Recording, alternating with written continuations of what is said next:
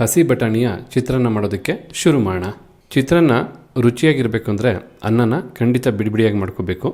ಅನ್ನನ ಬಿಡಿಬಿಡಿಯಾಗಿ ಮಾಡೋದಕ್ಕೋಸ್ಕರ ಮೊದಲಿಗೆ 1 ಕಪ್ ಅಳತೆ ಅಕ್ಕಿನ 10 ನಿಮಿಷಗಳ ಕಾಲ ನೀರಲ್ಲಿ ನೆನೆಸಿ ಚೆನ್ನಾಗಿ ತೊಳೆದು ತದನಂತರ ಕುಕ್ಕರ್ಗೆ ಹಾಕ್ಕೊಳ್ತಾ ಇರ್ತಕ್ಕಂಥದ್ದು. 1 ಕಪ್ ಅಳತೆ ಅಂದರೆ ಸರಿಸುಮಾರು 250 ಗ್ರಾಮ್ ಅಷ್ಟು ಅಕ್ಕಿನ ನೆನೆಸಿರ್ತಕ್ಕಂಥದ್ದು. ಅಕ್ಕಿ ಚೆನ್ನಾಗಿ 10 ನಿಮಿಷ ನೆಂದಿರೋದ್ರಿಂದ 1.5 ಕಪ್ಪಷ್ಟು ನೀರು ಹಾಕ್ಕೊಂಡ್ರೆ ಸಾಕಾಗುತ್ತೆ. ಹೆಚ್ಚು ನೀರು ಹಾಕಿದ್ರೆ ಅನ್ನ ಮುದ್ದೆ ಆಗಿಬಿಡುತ್ತೆ.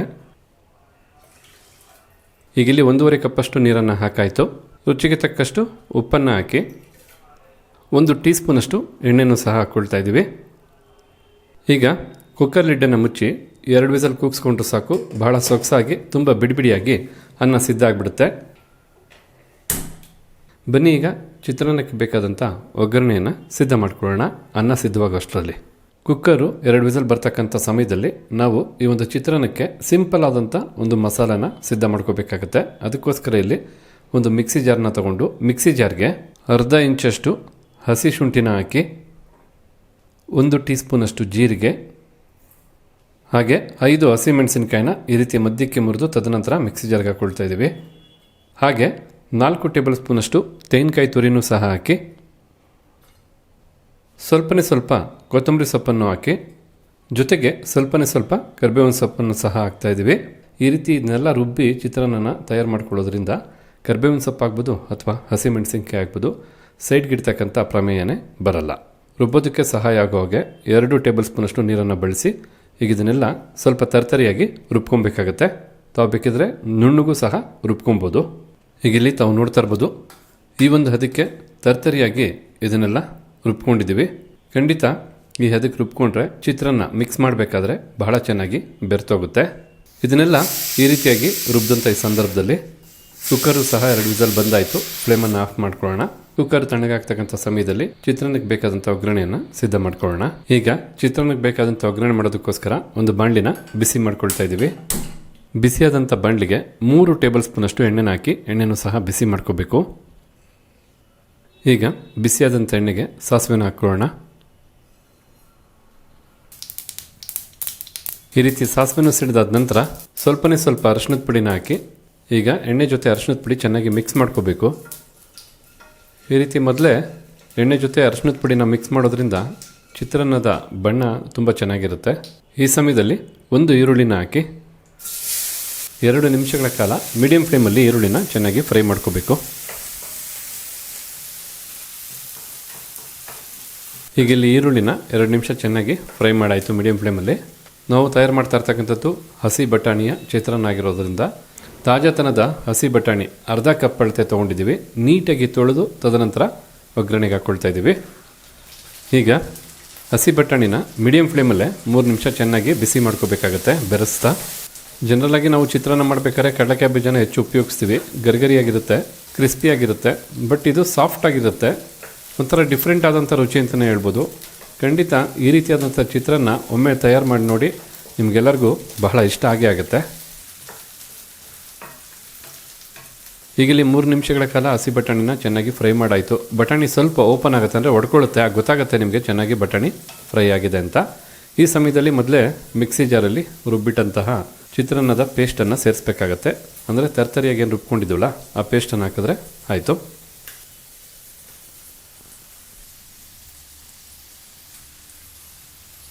ಈ ಸಮಯದಲ್ಲಿ ರುಚಿಗೆ ತಕ್ಕಷ್ಟು ಉಪ್ಪನ್ನು ಹಾಕಿ 1 ರಿಂದ 2 ನಿಮಿಷ ಫ್ರೈ ಮಾಡ್ಕೋಬೇಕಾಗತ್ತೆ. ಈಗಾಗಲೇ ಅನ್ನಕ್ಕೂ ಸಹ ಉಪ್ಪನ್ನು ಬಳಸಿರ್ತೀವಿ, ನೋಡಿಕೊಂಡು ರುಚಿಗೆ ತಕ್ಕಷ್ಟು ಉಪ್ಪನ್ನು ಹಾಕ್ಕೋಬೇಕಾಗತ್ತೆ. ಇವಾಗ ಇದನ್ನೇನು 1 ರಿಂದ 2 ನಿಮಿಷ ಫ್ರೈ ಮಾಡ್ಕೊಳ್ತೀರಲ್ಲ, ಈ ರೀತಿ ಚೆನ್ನಾಗಿ ಮಿಕ್ಸ್ ಮಾಡ್ತಾನೆ ಫ್ರೈ ಮಾಡ್ಕೋಬೇಕು. ಈ ಒಂದು ಚಿತ್ರಾನ್ನ ಮಾಡೋದಕ್ಕೆ ಬಹಳ ಈಸಿ. ಏಕೆಂದರೆ ಕಡಲೆಬೇಳೆ, ಉದ್ದಿನಬೇಳೆ ಅಥವಾ ಕಡಲೆಕಾಯಿ ಬೀಜ ಹಾಕಿದಾಗ ಹೆಚ್ಚು ಸೀದೋಯ್ತು, ರುಚಿ ಹಾಳಾಯಿತು, ಆ ರೀತಿ ಏನೂ ಇರಲ್ಲ. ತುಂಬ ಚೆನ್ನಾಗಿರುತ್ತೆ, ಬಹಳ ಸಿಂಪಲ್ ಆಗಿರುತ್ತೆ. ನೀವು ಅಷ್ಟೇ ಬೇಗ ಸಿದ್ಧ ಮಾಡ್ಕೋಬೋದು. ಬಟಾಣಿನ ನೀವು ಬಿಡಿಸಿ ಫ್ರಿಜ್ಜಲ್ಲಿ ಇಟ್ಕೊಂಡ್ಬಿಟ್ರೆ ಬೇಕಾದಾಗ ಈ ರೀತಿಯಾದಂಥ ಚಿತ್ರಾನ್ನ ಇನ್ಸ್ಟೆಂಟಾಗಿ ತಯಾರು ಮಾಡ್ಕೋಬೋದು. ಈ ರೀತಿಯಾದಂಥ ಚಿತ್ರಾನ್ನದ ಗೊಜ್ಜನ್ನು ಸ್ವಲ್ಪ ಎಕ್ಸ್ಟ್ರಾ ನೀವು ತಯಾರು ಮಾಡಿ ಇಟ್ಕೊಂಡ್ಬಿಟ್ರೆ ರಾತ್ರಿ ಆಗ್ಬೋದು ಅಥವಾ ಬೆಳಗ್ಗೆ ಆಗ್ಬೋದು, ಖಂಡಿತ ಮತ್ತೊಮ್ಮೆ ಯಾವಾಗ ಬೇಕಾದ್ರೂ ಅನ್ನನ ಮಿಕ್ಸ್ ಮಾಡಿ ತಿನ್ನೋದಕ್ಕೆ ಹೆಲ್ಪ್ ಆಗುತ್ತೆ. ಅದರಲ್ಲಂತೂ ಟ್ರಾವೆಲಿಂಗ್ ಹೋಗಬೇಕಾದ್ರೆ ಚಿತ್ರಾನ್ನ ಮಾಡಿದಾಗ ಕೆಲವರಿಗೆ ಕಡಲೆಕಾಯಿ ಬೀಜ ಹಾಕಿದ್ರೆ ಆಗಲ್ಲ. ಅಂಥ ಸಂದರ್ಭದಲ್ಲಿ ಈ ರೀತಿಯಾದಂಥ ಚಿತ್ರಾನ್ನದ ಗೊಜ್ಜನ್ನು ಮಾಡಿ ನೀವು ತೊಗೊಂಡು ಹೋಗ್ಬೋದು. ತರಿತರಿಯಾಗಿ ರುಬ್ಬಿದಂಥ ಮಸಾಲನೂ ಸೇರಿಸಿ ಚೆನ್ನಾಗಿ 2 ನಿಮಿಷ ಫ್ರೈ ಮಾಡಾಯಿತು. ಈ ಸಮಯದಲ್ಲಿ 1 ಟೀ ಸ್ಪೂನಷ್ಟು ತಾಜಾ ನಿಂಬೆಹಣ್ಣಿನ ರಸನ ಹಾಕ್ಕೊಳ್ತಾ ಇದ್ದೀವಿ. ಈಗ ಫ್ಲೇಮನ್ನು ಆಫ್ ಮಾಡಿಕೊಂಡು ಮಿಕ್ಸ್ ಮಾಡಿಕೊಂಡ್ರೆ ಸಾಕಾಗುತ್ತೆ. ಒಮ್ಮೆ ನಿಂಬೆಹಣ್ಣಿನ ರಸನ ಮಿಕ್ಸ್ ಮಾಡಿ ತದನಂತರ ನಾವು ಅನ್ನನ ಹಾಕಿ ಬೆರೆಸ್ಕೋಬೇಕಾಗತ್ತೆ. ಈಗಿಲ್ಲಿ ಕುಕ್ಕರು ಕಂಪ್ಲೀಟಾಗಿ ತಣ್ಣಗಾಗಿದೆ. ಹಾಗೆ ಅಕ್ಕಿನೂ ಸಹ ಚೆನ್ನಾಗಿ ಬೆಂದು ಬಹಳ ಬಿಡಿಬಿಡಿಯಾಗಿ ಅನ್ನ ಆಗಿದೆ. ನೋಡ್ತಿದ್ದೀರಲ್ಲ, ಸ್ವಲ್ಪನೂ ನೀರಿಲ್ಲ. ಈ ರೀತಿಯಾಗಿ ಬಿಡಿಬಿಡಿಯಾಗಿ ಅನ್ನನ ಸಿದ್ಧ ಮಾಡ್ಕೋಬೇಕಾಗತ್ತೆ. ಅನ್ನ ಬಿಸಿ ಇದೆ, ಒಂದು ಬಟ್ಲಿಗೆ ಹಾಕಿ ಸ್ವಲ್ಪ ಹಾಗೆ ಇಡೋಣ. ಆಗ ಅನ್ನ ತಣ್ಣಗಾದಷ್ಟು ಇನ್ನೂ ಉದುದ್ರಾಗುತ್ತೆ.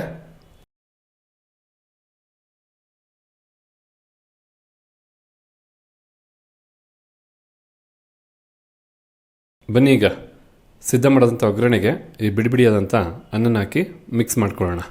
ಏಕೆಂದರೆ ಬಿಸಿನಲ್ಲೇ ಹಾಕಿ ಬೆರೆಸಬಾರ್ದು, ಸ್ವಲ್ಪ ತಣ್ಣಗೆ ಮಾಡ್ಕೊಂಡು ಬೆರೆಸೋದ್ರಿಂದ ತುಂಬ ಚೆನ್ನಾಗಿ ಬೆರೆಯುತ್ತೆ. ಸ್ವಲ್ಪ ಸ್ಮೂತಾಗಿ ಬೆರೆಸ್ಕೊಳ್ಳಿ. ಆದಷ್ಟು ಬೆಂದಂಥ ಬಟಾಣಿನೂ ಮೃದುವಾಗಿರುತ್ತೆ ಮತ್ತು ಅನ್ನನೂ ಸಹ ಭಾಳ ಸಾಫ್ಟ್ ಇರುತ್ತೆ. ಆದ ಕಾರಣ ನಾವು ಸಾಫ್ಟಾಗಿ ಮಿಕ್ಸ್ ಮಾಡ್ಕೋಬೇಕು. ನೋಡ್ತಾ ಇದ್ದಾರಲ್ಲ, ಬೆರಿತಾ ಬೆರಿತಾ ಬಟಾಣಿ ಚಿತ್ರಾನ್ನ ಸಿದ್ಧವಾಗ್ತಾ ಇದೆ. ನಿಮಗೇನು ಅನಿಸುತ್ತೆ ಈ ರೀತಿಯಾದಂಥ ಬಟಾಣಿ ಚಿತ್ರಾನ್ನ ತಯಾರು ಮಾಡೋದು ನೋಡ್ತಾ ಇದ್ದರೆ? ಖಂಡಿತ ನಿಮಗೂ ತಿನ್ನಬೇಕು ಅಂತ ಆಸೆ ಆಗುತ್ತಲ್ವಾ? ನೀವು ಸಹ ನಿಮ್ಮ ಮನೆಗಳಲ್ಲಿ ಈ ರೀತಿಯಾದಂಥ ಸೊಗಸಾದ ರೆಸಿಪಿನ ಮಾಡಿ, ಆರೋಗ್ಯಭರಿತವಾದಂಥ ರೆಸಿಪಿನ ಮಾಡಿ ಸವಿಬೇಕು ಅನ್ನೋದಷ್ಟೇ ನಮ್ಮ ಆಸೆ. ಕಂಪ್ಲೀಟಾಗಿ ಮಿಕ್ಸ್ ಮಾಡಿದ ನಂತರ ತಾವಿಲ್ಲಿ ನೋಡ್ತಾ ಇದ್ದೀರಾ, ತುಂಬ ಸೊಗಸಾದಂಥ ಒಳ್ಳೆ ಬಣ್ಣದಿಂದ ಕೂಡಿರ್ತಕ್ಕಂಥ ಅಷ್ಟೇ ರುಚಿಯ ಘಮ ಅಂತ ಘಮ ಬೀರ್ತಾ ಇರ್ತಕ್ಕಂಥ ಹಸಿ ಬಟಾಣಿಯ ಚಿತ್ರಾನ್ನ ಸಿದ್ಧವಾಗಿದೆ. ಒಮ್ಮೆ ಮಾಡಿ ಪದೇ ಪದೇ ಮಾಡೇ ಮಾಡ್ತೀರಾ. ಇದರ ಜೊತೆಗೆ ಸ್ವಲ್ಪ ಕಾಯಿ ಚಟ್ನಿ ಇದ್ಬಿಟ್ರಂತೂ ಆಹಾ, ತಿಂತಾ ಇದ್ದರೆ ಆನಂದವೋ ಆನಂದ, ಅಷ್ಟು ಚೆನ್ನಾಗಿರುತ್ತೆ. ಹಾಗಿದ್ರೆ ನೋಡ್ಕೊಂಡ್ರಲ್ಲ ಯಾವ ರೀತಿಯಾಗಿ ಹಸಿ ಬಟಾಣಿಯ ಚಿತ್ರಾನ್ನ ತಯಾರು ಮಾಡೋದು ಅಂತ. ಖಂಡಿತ ಈ ವಿಡಿಯೋ ತಮಗೆ ಇಷ್ಟ ಆಗಿದೆ ಅಂತ ತಿಳ್ಕೊಂಡಿದ್ದೀನಿ. ಇಷ್ಟ ಆಗಿದ್ರೆ ಈ ವಿಡಿಯೋಗೊಂದು ಲೈಕ್ ಮಾಡಿ, ಜೊತೆಗೆ ತಮ್ಮ ಅನಿಸಿಕೆ ಅಭಿಪ್ರಾಯ ಏನಿದೆ ಅನ್ನೋದನ್ನ ತಿಳಿಸೋದನ್ನ ಮರಿಬೇಡಿ. ಎಲ್ಲದಕ್ಕಿಂತ ಹೆಚ್ಚಾಗಿ ಈ ವಿಡಿಯೋನ ಮತ್ತೊಬ್ಬರಿಗೂ ಹೆಲ್ಪ್ ಆಗೋ ಹಾಗೆ ಶೇರ್ ಮಾಡೋದನ್ನ ಮರಿಲೇಬೇಡಿ. ಹಾಗಿದ್ರೆ ಮತ್ತೊಂದು ಹೊಸ ವಿಡಿಯೋದಲ್ಲಿ ಹೊಸ ರೆಸಿಪಿ ಜೊತೆ ತಮ್ಮನ್ನ ಭೇಟಿ ಮಾಡ್ತೀವಿ. ಅಲ್ಲಿವರೆಗೂ ನಮಸ್ಕಾರ ವೀಕ್ಷಕರೇ.